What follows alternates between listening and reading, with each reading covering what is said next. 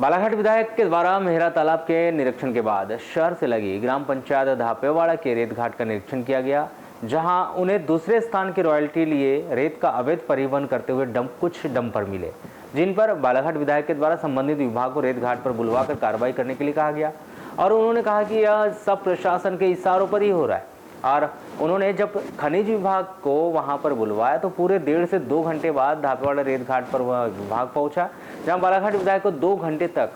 उन अधिकारियों का इंतजार करना पड़ा। आपको बता दें कि बालाघाट विधायक अनुभव मुंजारे के द्वारा 10 जून को बालाघाट सहित मुख्यालय से लगे कुछ क्षेत्रों का आकस्मिक निरीक्षण किया गया। उन्होंने सबसे पहले मेहरा तालाब का निरीक्षण किया, उसके बाद जिला मुख्यालय से लगी ग्राम पंचायत धापेवाड़ा के रेत घाट पहुंची। वहां पर उन्होंने देखा कि कुछ लोग रेत का अवैध परिवहन कर रहे हैं। जिले के अलग स्थान की रॉयल्टी लेकर धापेवाड़ा रेत घाट से रेत का अवैध परिवहन कर रहे थे। और जैसे ही बालाघाट विधायक अनुभव मुंजारे और उनके साथियों को कुछ डंपर चालक के द्वारा वहां आते देखा गया तो डंपर चालक अपने वाहन लेकर वहां से भाग खड़े हुए,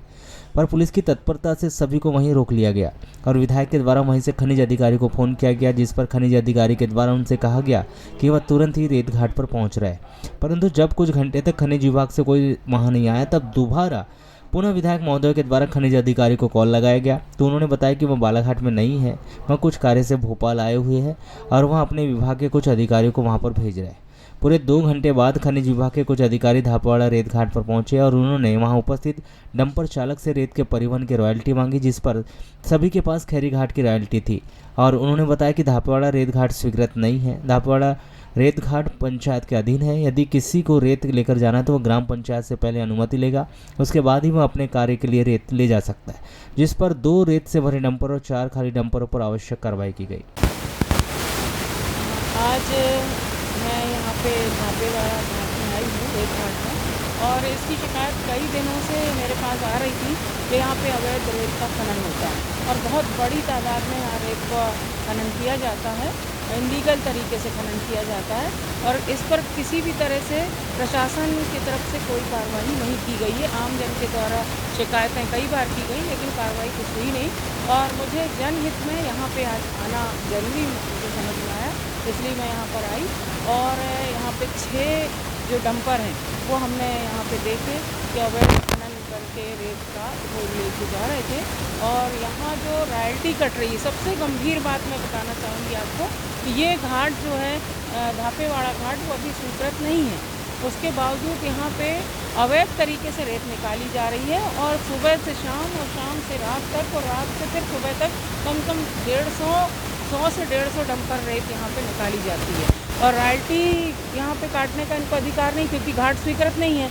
उसके बावजूद यहाँ रॉयल्टी काटी जा रही है। और वो बड़े आश्चर्यजनक बात है कि खैरलांजी तहसील का जो ग्राम खैरी है उसके नाम की रॉयल्टी काटी जा रही है, ये बड़ी अजीब सी बात है। और कहीं कहीं हमें देखने में आया कि चिचगांव के नाम की भी रॉयल्टी काटी जा रही है, ये भी देखे हमने। तो और एक डंपर से 22 हज़ार रुपये यहाँ ठेकेदार के लोग वसूल कर रहे हैं। तो ये कुल मिला के बहुत ही मनमाने तरीके से रेत का अवैध कारोबार चल रहा है और इसकी रोकथाम करने के लिए हम जैसे लोग आगे आए हैं और हम चाहते हैं कि हमारे बालाघाट ज़िले की जो खनिज संपदा है वो सुरक्षित रहे और सुरक्षित तब रहेगी जब हम सब जागरूक होंगे। और मैं आपके माध्यम से कहना चाहूँगी कि मैं एक महिला जनप्रतिनिधि हूँ, बालाघाट ज़िले में एकमात्र महिला विधायक हूँ और मेरे पास जब ये शिकायत आई और जब मैं यहाँ पर आई और उसके बाद मैंने तत्काल हमारे यहाँ के जो खनिज अधिकारी हैं उनसे संपर्क किया, दूरभाष पे मैंने बात की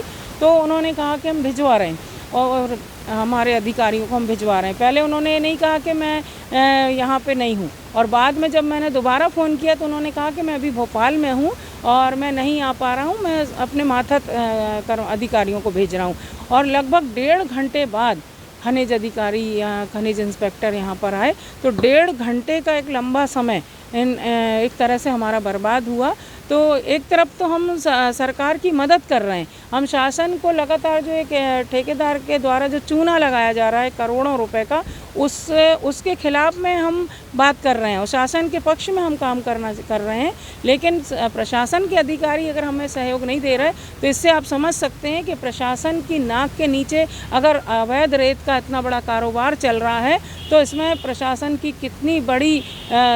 मिली भगत हो सकती है या साड़ गांठ गांठ हो सकती है, ये एक सोचने वाला विषय है। और हमारी जहाँ तक बात है तो हमने हमेशा अन्याय के खिलाफ लड़ाई लड़ी है, गलत काम के खिलाफ हमने लड़ाई लड़ी है और हम इस लड़ाई को निरंतर जारी रखेंगे, ये मैं कहना चाहती हूँ। और अभी हमने देखा रेत घाट जब हम देखने गए तो वहाँ पर हमने एक चीज़ और देखी कि आधी नदी पे एक अस्थायी पुल बना लिया गया है, जबकि ऐसा कहीं पर भी नियम नहीं है कि नदी के ऊपर बिना किसी शासकीय अनुमति के, वैधानिक अनुमति के इस तरह से पुल, अस्थायी पुल बनाया जाए। तो वो पुल इसलिए बनाया गया है जिससे रेत का अवैध खनन किया जा सके। और उसके बाद जगह जगह रेत का भंडारण है, यहाँ पर हमने देखा जगह जगह बहुत बड़े बड़े भंडार हैं यहाँ पर। और हमने जब खनिज